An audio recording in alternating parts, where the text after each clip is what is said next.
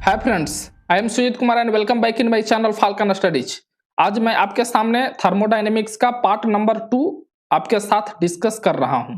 इसमें भी वही क्वेश्चन को मैंने सिलेक्ट किया है जो कि आपके लिए इम्पोर्टेंट है और एग्जाम के लिए इम्पोर्टेंट है। कुछ छोटे छोटे मैं न्यूमेरिकल भी लेकर चल रहा हूं जो कि आपको एक बेसिकली क्या ना रिवीजन आपको मिल सके, फॉर्मूला आप क्या है देखकर रिवाइज कर सके।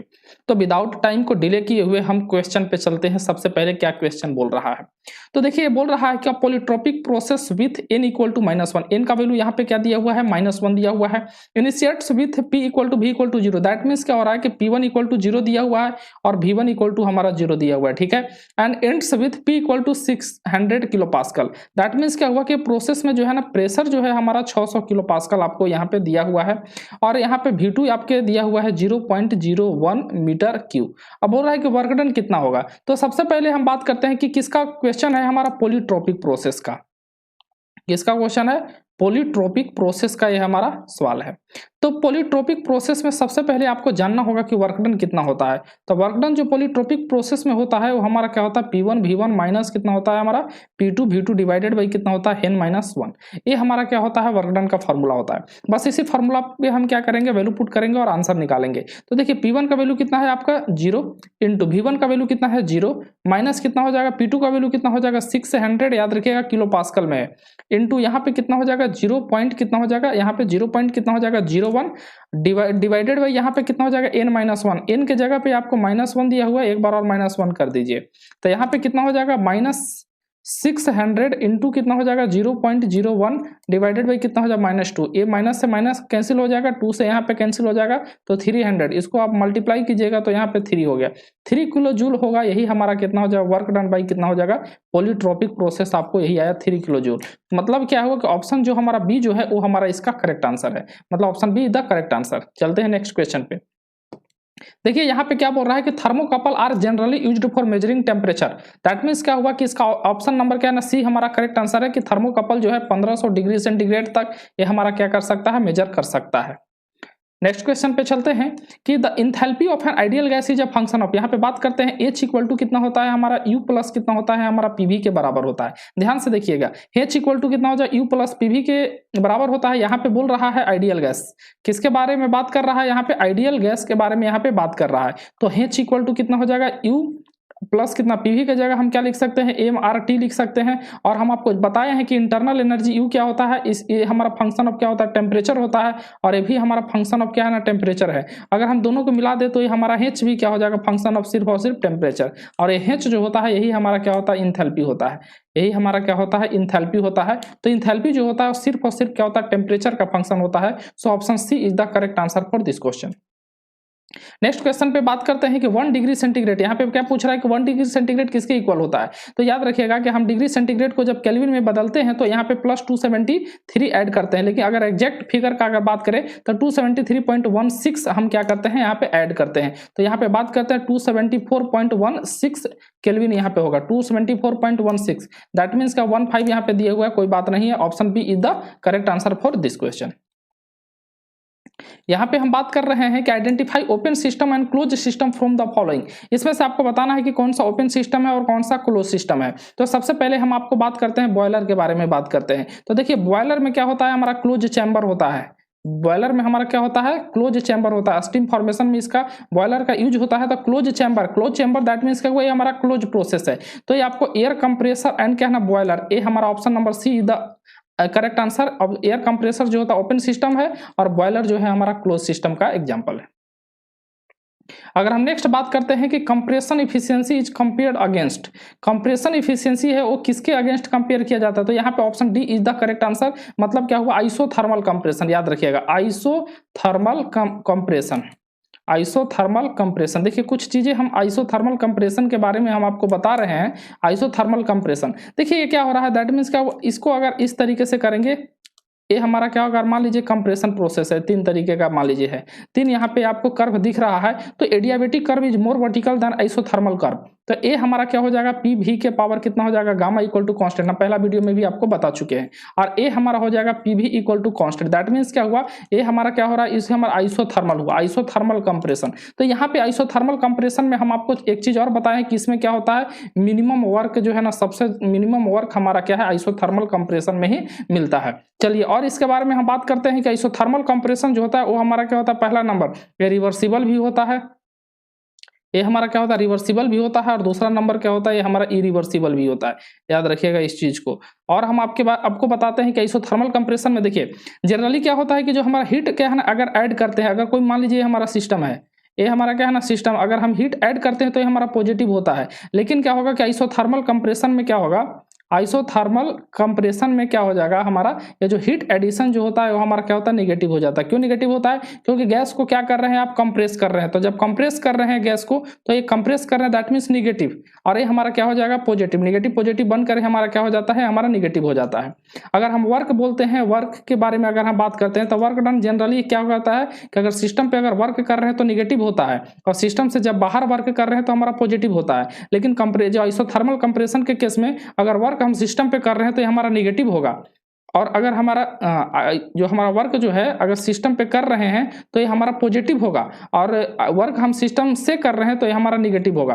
दैट मीन्स इससे क्या हुआ कि जैसे आइसोथर्मल कंप्रेशन में जो हमारा गैस को क्या कर रहे हैं, कंप्रेस कर रहे हैं, तो गैस कंप्रेस कर रहे हैं तो ये हमारा क्या हुआ, नेगेटिव हो रहा है। और ऐसे मान लीजिए हमारा नेगेटिव हो रहा है, और जब हम जब वर्क हम क्या है ना ऐड करते हैं तो भी नेगेटिव होता है, तो नेगेटिव नेगेटिव बनकर क्या होता है, हमारा पॉजिटिव हो जाता है। तो याद रखिएगा कि आइसोथर्मल कंप्रेशन में जो वर्क जो होता है सिस्टम पे हमारा पॉजिटिव होता है, और वर्क जो है सिस्टम के द्वारा हमारा नेगेटिव होता है, जस्ट उल्टा होता है। अगर हम नेक्स्ट क्वेश्चन का यहाँ पे बात करते हैं कि which thermometer is independent of the substance और material used in construction, ideal gas thermometer. इसका ऑप्शन याद रखिएगा, option C. Ideal gas thermometer जो होता है वो आपको जो मटेरियल जो कंस्ट्रक्शन में जो यूज किए गए हैं उस पर इंडिपेंडेंट होता है। अगर हम नेक्स्ट क्वेश्चन का बात करते हैं यहाँ में नेक्स्ट क्वेश्चन जो है इसको देखिए, थोड़ा सा न्यूमेरिकल है, थोड़ा सा इसको बनाते हैं। देखिए नेक्स्ट क्वेश्चन बोलता है कि the pressure of an air is an automobile tyre. देखिए ऑटोमोबाइल क्या है ना, ये टायर का बात हो रहा है, ध्यान से देखिएगा, ये हमारा ऑटोमोबाइल क्या है ना टायर का बारे में बात हो रहा है।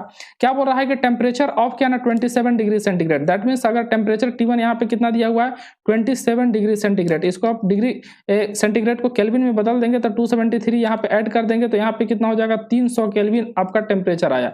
T1 जो है हमारा 300 केल्विन, ये हमारा क्या है टेम्परेचर इनिशियल है। इज 1.75 बार ये हमारा गेज दे रहा है। याद रखिएगा गेज प्रेशर आपके पास कितना है, 1.75 यहाँ पे बार दिया हुआ है।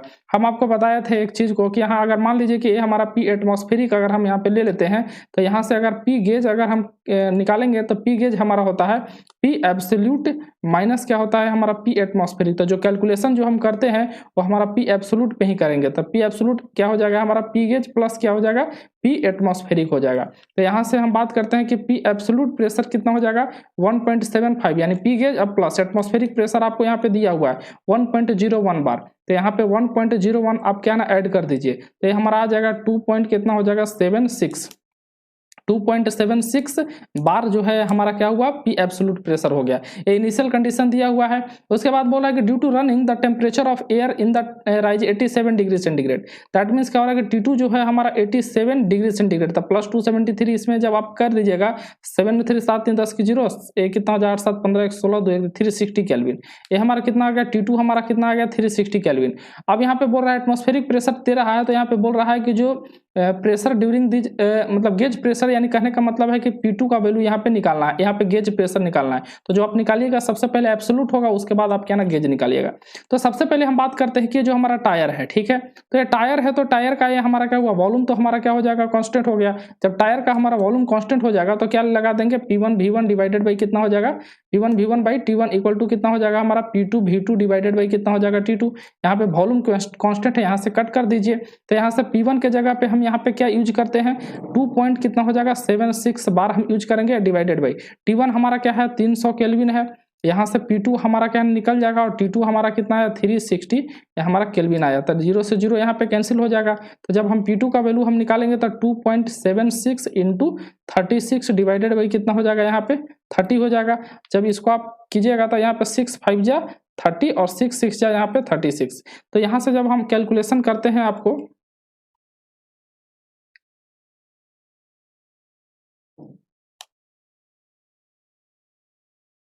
हाँ, कैलकुलेशन करने के बाद ये हमारा कितना आता है 3 पॉइंट कितना 312, ये हमारा यूनिट इसमें कितने रहेगा, ये हमारा बार में ही रहेगा। तो ये जो P2 जो आया है ना, ये P एब्सोल्यूट आया है, लेकिन आपको क्वेश्चन क्या पूछ रहा है, P गेज पूछ रहा है। तो याद रखिएगा कि P गेज निकालने के लिए P absolute minus P atmospheric. तो याद रखिएगा कि P गेज हमारा 2 सेक्शन के लिए क्या हो जाएगा, P एब्सोल्यूट मतलब क्या 3.312, और इसमें क्या हो जाएगा P एटमॉस्फेरिक आप माइनस कर दीजिए, और एटमॉस्फेरिक प्रेशर 1 पॉइंट कितना हो जाएगा 0.1 आपको क्या है ना दिया हुआ है, तो माइनस कीजिएगा तो 2 यहाँ पे 1 क्या हो जाएगा 0, यहाँ पे 3 और 3 में से 2 पॉइंट कितना हो जाएगा 302 बार। याद रखिएगा A option number A is the correct answer for this question. 2.302 बार हमारा क्या होगा, फाइनल हमारा प्रेशर होगा। अगर हम नेक्स्ट क्वेश्चन का बात करते हैं यहाँ पे कि यहाँ पे नेक्स्ट क्वेश्चन क्या है, सबसे पहले हम बात करते हैं और non flow reversible process takes place according to, यहाँ वॉल्यूम यहाँ पे दिया हुआ है 15 डिवाइडेड बाई कितना हो जाएगा P मीटर क्यू। ये हमारा आपको वॉल्यूम जो है प्रेशर के फॉर्म में दिया हुआ है। P is in bar, what will be the work done if the pressure changes from, that means क्या बोल रहा है, अगर P1 का वैल्यू यहाँ पे क्या दे रहा है 1 बार, और यहाँ से क्या हो रहा है P2 का वैल्यू यहाँ पे क्या दिया हुआ 10 बार, और यहाँ पे क्या दिया हुआ है ln 10 का वैल्यू यहाँ पे दिया हुआ 2.3025। तो यहाँ पे बोल रहा है कि वर्क डन क्या होगा।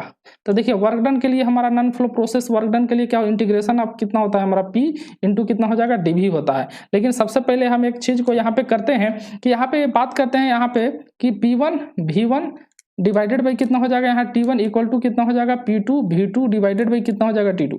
T1 T2 का कोई कॉन्सेप्ट नहीं है, कैंसिल कर दीजिए। तो यहाँ से P1 तो यहाँ पे 1 दिया हुआ है इंटू कितना हो जाएगा V1 इक्वल टू P2 यहाँ पे कितना दिया हुआ 10 इंटू कितना हो जाएगा V2। तो यहाँ से अगर मान लीजिए कि V1 बाई कितना हो जाएगा V2 अगर हम निकाल लेते हैं तो ये हमारा कितना हो जाएगा 10 बाई कितना हो जाएगा 1, 10 बाई कितना हो जाएगा यहाँ पे 1 आ रहा है। एक बात कर रहे हैं V1 को यहाँ पे 10 लेकर चलिए, V2 को यहाँ पे 1 लेकर चलिए, उसके बाद आपको आ जाएगा इंटीग्रेशन ऑफ, यहाँ से P के जगह यहाँ से अगर वैल्यू निकालिएगा तो P के जगह कितना लिख सकते हैं 15 by V metre cube, sorry 15 by V, यहाँ जो हमारा P का हमारा जो भी होगा ये बार हमारा क्या है दिया हुआ है तो बार में ही आएगा। तो यहाँ 15 बाई V यहाँ पे लिखिए और इंटू कितना हो जाएगा dV। देखिए V1 से लेकर V2 तक होता है, V1 से लेकर हमारा कितना है V2, तो V1 यहाँ पे कितना ले लीजिए आप 10 ले लीजिए, और V2 यहाँ पे कितना ले लीजिए आप 1 ले लीजिए। 1 बाई V का इंटीग्रेशन हमारा कितना होता है ln V होता है, तो यहाँ से लिख सकते हैं ln V, और यहाँ पे आपको लिमिट जो है वो आपको 10 से लेकर कितना हो जाएगा 1 तक। तो यहाँ से हमारा हो जाएगा ln 1 माइनस कितना हो जाएगा ln 10, ln 1 हमारा 0 होता है माइनस ln 10 का वैल्यू दिया हुआ है 2.3025। तो देखिए ये हमारा कितना हो जाएगा 2.3025। तो यहाँ पे आपका जो आंसर जो आपका हो रहा है ये हमारा क्या करना है, वर्क डन ही निकालना है हमारा। और यहाँ से क्या है 15, देखिए ये 15 ये हमारा क्या है कांस्टेंट है, तो 15 यहाँ पे तो आपको बाहर लेना होगा, 15 यहाँ से क्या है ना बाहर ले लीजिए। 15 से जब इसको क्या है ना मल्टीप्लाई कीजिएगा, तो जब मल्टीप्लाई कीजिएगा तो ये आपका आ जाएगा 3 पॉइंट कितना हो जाएगा 453। ये देखिए यहाँ पे क्या हो जाएगा निगेटिव रहेगा mega newton metre, newton metre मतलब क्या हुआ जूल, यानी मेगा जूल में आपको 3.453 आएगा। तो ये हमारा निगेटिव दैट मीन्स क्या रिप्रेजेंट कर रहा है कंप्रेशन। तो ये ऑप्शन सी जो होगा वो इसका करेक्ट आंसर होगा, option C is the correct answer, याद रखिएगा। देखिए यहाँ पे ऑप्शन बी में न्यूटन मीटर है, यहाँ पे मेगा न्यूटन मीटर, तो देखिए ऐसे भी कंफ्यूज कर सकते हैं। यहाँ पे हम नेक्स्ट क्वेश्चन का बात करते हैं कि in steady flow reversible adiabatic process work done is equal to, यहाँ पे देखिए क्या बोल रहा है स्टेडी फ्लो क्या है रिवर्सिबल एडियाबेटिक प्रोसेस का बात करते हैं। तो देखिए स्टेडी फ्लो एनर्जी इक्वेशन सबसे पहले हम यहाँ पे लिखते हैं। स्टेडी फ्लो एनर्जी इक्वेशन क्या होता है H1 प्लस कितना हो जाएगा C1 स्क्वायर बाई 2 प्लस कितना हो जाएगा यहाँ पे GZ1, ठीक है, और प्लस यहाँ पे क्या होता है Q equal to H2 plus कितना हो जाएगा यहाँ पे C2 स्क्वायर बाई 2 प्लस कितना हो जाएगा यहाँ पे GZ2, और यहाँ से क्या करेंगे प्लस कितना हो जाएगा W। यहाँ से हम जब बात करेंगे यहाँ पे काइनेटिक एनर्जी और पोटेंशियल एनर्जी को अगर हम क्या ना जीरो करते हैं तो यहाँ से हमारा क्या निकल जाएगा H1 प्लस कितना हो जाएगा Q इक्वल टू कितना हो जाएगा H2 प्लस कितना हो जाएगा W। यहाँ पे हम बात करते हैं यहाँ पे एडियाबेटिक प्रोसेस है तो यहाँ पे Q यहाँ पे क्या हो जाएगा 0, तो जब Q 0 हो जाएगा तो H1 minus H2 equal to कितना हो जाएगा वर्क। यानी कहने का मतलब है कि जो वर्क डन जो होगा वो हमारा H1 माइनस H2 क्या है चेंज इन इंथैल्पी रिप्रेजेंट करता है। So option C is the correct answer, मतलब क्या हुआ वर्क डन जो होगा वो हमारा चेंज इन इंथैल्पी को रिप्रेजेंट करता है। यहाँ पे हम नेक्स्ट क्वेश्चन का बात करते हैं कि certain quantities can not be located on the graph by a point but are given by a point but are given by the area under the curve corresponding to the process this quantities in concept of thermodynamics are called. देखिए क्या basically ये बोल रहा है, बोला कि कुछ ऐसे क्वांटिटी होते हैं जिसको पॉइंट में क्या करते हैं रिप्रेजेंट नहीं करते हैं, लेकिन उसके अंदर का जो एरिया जो है वो कुछ ना कुछ वैल्यू देता है, तो वो सब जो होते हैं हमारा क्या होता है पाथ फंक्शन होता है। ESC का क्वेश्चन है, ये हमारा क्या होता है पाथ फंक्शन। पाथ फंक्शन को हम क्या ना पॉइंट के फॉर्म में क्या ना नहीं रिप्रेजेंट करते हैं। जैसे हमारा क्या हीट हो गया, वर्क हो गया, इसको हम क्या है पॉइंट के फॉर्म में नहीं रिप्रेजेंट कर देंगे, इसके अंदर का एरिया जो है हमारा कुछ ना कुछ क्वांटिटी हमारा देता है। तो इसका जो हमारा आंसर जो होगा हमारा क्या path function is the correct answer, option C. यहाँ पे हम नेक्स्ट क्वेश्चन का बात करते हैं कि steel tank placed in hot environment contains 5 kg of air. देखिए बहुत ही क्या ना अच्छा क्वेश्चन है, इसको क्या ना आप क्या ना देखिए ESE 2018 का क्वेश्चन पूछा गया है। पूरा steel tank placed in hot environment, इस तरीके से मान लीजिए कि एक हमारा टैंक है, ये हमारा क्या हुआ टैंक है, ये क्या ना हॉट इन्वायरमेंट में इसको क्या है ना प्लेस्ड किया गया है और इसके पास कितना है मास, इसके पास कितना है 5 kg इसका मास दिया हुआ है। यहाँ पे प्रेशर का वैल्यू दिया हुआ है 4 एटमॉस्फेरिक प्रेशर ATM। ये याद रखिएगा कि एक एटमॉस्फेरिक प्रेशर जो होता है वो हमारा 101.325 किलो पास्कल के हमारा बराबर होता है, याद रखिएगा। तो ये 4 एटमॉस्फेरिक यानी 4 इंटू कितना हो जाएगा 101.325 किलो पास्कल के हमारा बराबर हो जाएगा, ये हमारा क्या हो जाएगा प्रेशर। अब यहाँ पे क्या बोल रहा है टेम्परेचर भी दिया हुआ था, टेम्परेचर यहाँ पे 30 डिग्री, 30 प्लस कितना हो जाएगा 273 कर दीजिए, तो ये हमारा 303 केल्विन हमारा आ जाएगा टेम्परेचर। उसके बाद क्या बोल रहा है अ portion of the air is release till the pressure, कहने का मतलब है कि P2 यहाँ पे कितना हो रहा है 2 एटमॉस्फेरिक प्रेशर, 2 एटमॉस्फेरिक प्रेशर मतलब 2 इंटू कितना हो जाएगा 101 पॉइंट कितना हो जाएगा 325 किलो पास्कल, ये हमारा क्या हुआ P2 हमारा प्रेशर निकल गया। और बोल रहा है कि टेम्परेचर भी यानी T2 जो है आपका दिया हुआ है 150 डिग्री सेंटीग्रेड यानी 150 प्लस 273 यहाँ पे कर दीजिए, तो ये हमारा कितना हो जाएगा 3 7 5 12 के 2 2 1 3 423 केल्विन, ये हमारा क्या है ना टेम्परेचर यहाँ पे दिया हुआ है। और the quantity of air allowed to escape, मतलब यहाँ पे बोल रहा है कि जैसे 5 kg से वो मतलब क्या है ना कितना मास मतलब उसमें क्या है ना स्केप कर गया, वही चीज यानी क्वांटिटी यहाँ पे क्या पूछ रहा है। तो हम क्या है ना इसको सॉल्व करते हैं। सबसे पहला कंडीशन हम लगाते हैं P1 V1 इक्वल टू कितना हो जाएगा MRT1, MRT1 हम लगा सकते हैं P1 V1 equal to MRT1। तो सबसे पहले हम बात करते हैं कि जो टैंक का वॉल्यूम तो हमारा क्या हो जाएगा कांस्टेंट होगा। पहला कॉन्सेप्ट यही है कि वॉल्यूम को क्या करना है कांस्टेंट, क्योंकि हमारा जो वॉल्यूम जो है इस टैंक का वो हमारा कांस्टेंट होगा। तो V1 जब निकालेंगे तो हमारा कितना हो जाएगा MRT1 डिवाइडेड बाई कितना हो जाएगा P1। तो यहाँ से देखिए M यहाँ पे कितना दिया हुआ है 5 इंटू R का वैल्यू यहाँ पे कितना हो जाएगा याद रखिएगा, देखिए 287 होता है, तो यहाँ पे याद रखिएगा कि अगर किलो जूल में अगर लेना है तो हमारा क्या लेना होगा 0.2 कितना हो जाएगा 287 ले लीजिए, ये हमारा किलो जूल में इंटू कितना T1 टेम्परेचर आपके दिया हुआ 303 केल्विन यहाँ पे दिया हुआ है डिवाइडेड बाई यहाँ पे P1 का वैल्यू कितना हो जाएगा 4 इंटू 101.325, ये देखिए किलो पास्कल है तो ये भी हमारा किलो से किलो कैंसिल हो जाएगा और फाइनली जो V1 जो आएगा ये मीटर क्यूब में है। कैलकुलेशन हम कर रहे हैं, हाँ इसका जो आपका वॉल्यूम निकल कर आ जाएगा 1 कितना 1.0727 मीटर क्यूब, ये आपका क्या है ना वॉल्यूम निकला। चलिए ठीक है, ये हमारा V1, ये V1 जो होगा वो हमारा V2 के भी बराबर होगा, ये जो V1 जो होगा वो हमारा कितना हो जाएगा V2 के भी बराबर हो जाएगा। तो यहाँ से सेकंड केस के लिए लगा दीजिए P2 V2 इक्वल टू कितना हो जाएगा MRT2 हो जाएगा। तो यहाँ से M2 RT2 हो गया, तो यहाँ से जब आप M2 निकालिएगा तो यहाँ से आपको कितना निकल जाएगा, अगर M2 निकाल लेंगे तो यहाँ से कितना हो जाएगा P2 V2 और डिवाइडेड बाई कितना हो जाएगा RT2। तो याद रखिएगा कि P2 का वैल्यू यहाँ पे कितना है आपको दिया हुआ है 2 इंटू यहाँ पे कितना 2 इंटू 101.325 इंटू कितना हो जाएगा V2 के जगह हमारा यही है, यानी कहने का मतलब है कि 1.0727 और डिवाइडेड बाई यहाँ पे कितना हो जाएगा RT2, तो R तो हमारा कितना 0.287 ले लीजिए और इंटू टेम्परेचर आपको दिया हुआ कितना 423। अब जब इसको कैलकुलेशन करेंगे तो आपको कितना आता है, इसका कैलकुलेशन करते हैं तो 1 पॉइंट कितना हो जाएगा 7906, ये हमारा कितना हो जाएगा इतना केजी हमारा आया, ये हमारा मास जो कि हमारा क्या है ना M2। तो ये कितना हमारा मास क्या होगा स्केप हुआ है, तो स्केप मास के लिए हम क्या करेंगे, स्केप मास के लिए मान लीजिए M है तो ये हमारा कितना हो जाएगा M1 माइनस कितना हो जाएगा M2 यहाँ पे निकाल दीजिए। तो M1 का वैल्यू कितना है आपका 5 माइनस ये कितना हो जाएगा 1 पॉइंट कितना हो जाएगा 7906। जब इसको क्या कैलकुलेशन कीजिएगा आप तो ये हमारा कितना आ जाएगा आपको 3.209 केजी जो मास जो है वो हमारा एस्केप हुआ है। दैट मीन्स क्या option number D is the correct answer for this question. देखिए अच्छा क्वेश्चन था, हम आपके सामने क्या ना पॉइंट बाय पॉइंट क्या ना सॉल्व करने का कोशिश किए हैं। आपको होप करते हैं कि आपको इस क्वेश्चन समझ में आया होगा। नेक्स्ट क्वेश्चन का हम बात कर तो इस क्वेश्चन के हम बारे में बात करते हैं। 76 नंबर क्वेश्चन के बारे में बात करते हैं कि the equation PV equal to MRT, ये हमारा क्या है PV इक्वल टू कितना हो जाएगा MRT, ये किसके लिए वैलिड है, तो याद रखिएगा कि PV इक्वल टू MRT जो है वो हमारा क्या है ना परफेक्ट गैस इक्वेशन है। याद रखिएगा परफेक्ट गैस इक्वेशन है हमारा क्या है PV equal to MRT। Next question पे हम बात करते हैं कि the weight of the oxygen in atmosphere, याद रखिएगा यहाँ पे एक चीज को यहाँ पे याद रखिएगा कि यहाँ पे वेट परसेंटेज किसका पूछ रहा है, वेट ऑफ द ऑक्सीजन इन क्या है एटमॉस्फेयर, यानी वॉल्यूम वाइज नहीं पूछ रहा है, ये हमारा कितना है वेट वाइज पूछ रहा है। तो याद रखिएगा कि ऑक्सीजन का वेट जो है ना ये हमारा 23% है हमारा एटमॉस्फेयर में, किसके वेट के बेसिस पे, ध्यान से देखिए हमारा क्या किसके बेसिस पे, वेट के। अगर आपको वॉल्यूम के बेसिस पे अगर बात करें तो 21% क्या है ना वॉल्यूम वाइज है, याद रखिएगा। यहाँ पे बोल रहा है कि the characteristics equation of a PV equal to, देखिए पीवी इक्वल टू कितना हो जाएगा एन आर बार टी, ये हमारा क्या हो जाएगा, इसको हम क्या बोलते हैं, तो याद रखिएगा कि PV equal to n R bar T जो होता है ये हमारा क्या होता है आइडियल गैस इक्वेशन, इसको हम क्या बोलते हैं आइडियल गैस इक्वेशन, याद रखिएगा। हम बात करते हैं कि Orsat apparatus is used for analysing, याद रखिएगा कि जो ओरसाट जो अपरेटस जो होता है वो हमारा फ्लू गैस के लिए हमारा यूज होता है।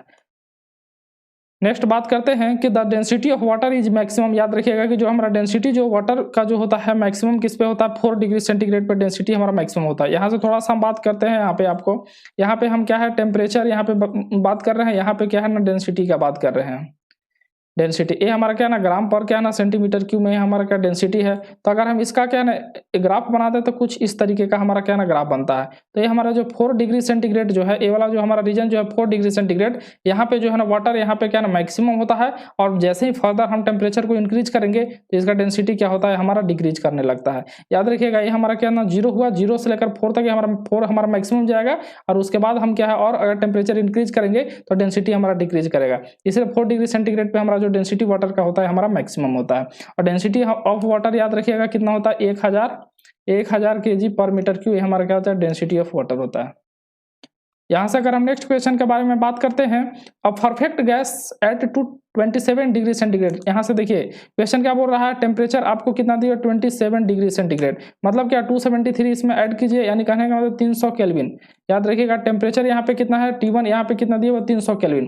बोल रहा है कि हीटेड एट कांस्टेंट प्रेशर, यहाँ पे बोल रहा है प्रेशर यहाँ पे कांस्टेंट है, so as it triple its volume, that means क्या हुआ कि V1 अगर V है तब V2 हमारा ट्रिपल है, यानी कहने का मतलब है 3V है। The final temperature of the gas will be, that means क्या टेम्परेचर यहाँ पे T2 का वैल्यू यहाँ पे निकालना है, प्रेशर यहाँ पे कांस्टेंट है तो यहाँ पे क्या लिखेंगे P1 V1 divided by T1 equal to कितना हो जाएगा P2 V2 डिवाइडेड बाई कितना हो जाएगा हमारा T2 हो जाएगा। तो यहाँ पे प्रेशर कांस्टेंट है तो प्रेशर P1 से P2 कैंसिल हो जाएगा, तो V1 बाई कितना हो जाएगा T1 इक्वल टू कितना हो जाएगा हमारा V2 डिवाइडेड बाई कितना हो जाएगा T2।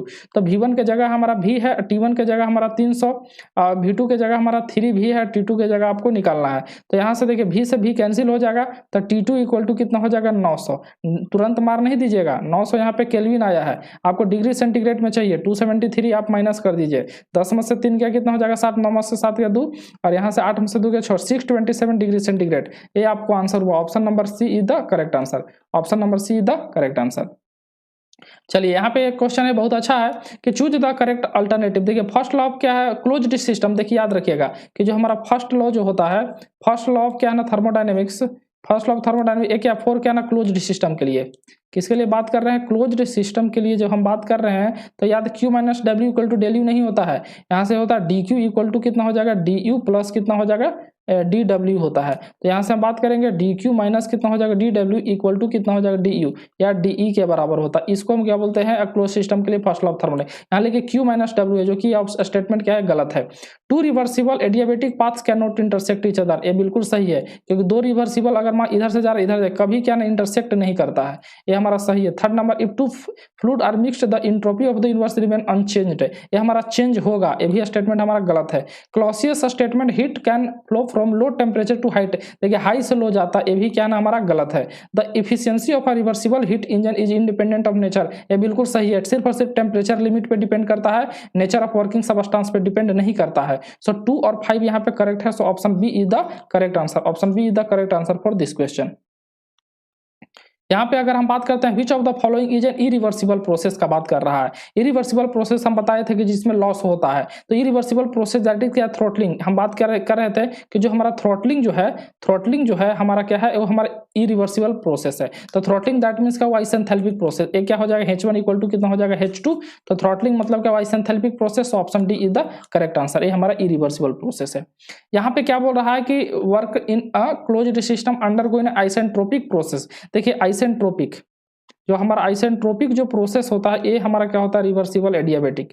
ये हमारा क्या होता है, इसको बोलते हैं रिवर्सिबल एडियाबेटिक प्रोसेस। ये जो कि हमारा क्या होता है, इसको आइसेंट्रोपिक बोलते हैं। तो एडियाबेटिक के लिए क्या होता है, जो वर्क डन जो एडियाबेटिक के लिए होता है हमारा क्या होता है, P1 V1 माइनस कितना हो जाएगा, P2 V2 डिवाइडेड बाई कितना होता है, गामा माइनस 1। अगर इसको MRT के फॉर्म में लिख दें तो P1 V1 इक्वल टू कितना हो जाएगा, MRT1 माइनस कितना हो जाएगा, MRT2 डिवाइडेड बाई कितना हो जाएगा, गामा माइनस 1। तो याद रखिएगा यहाँ से MR अगर कॉमन ले लेंगे तो यहाँ से कितना हो जाएगा, T1 माइनस कितना हो जाएगा, T2 और डिवाइडेड बाई गामा माइनस 1। यही हमारा क्या हुआ, आंसर होगा। So option C is the correct answer for this question.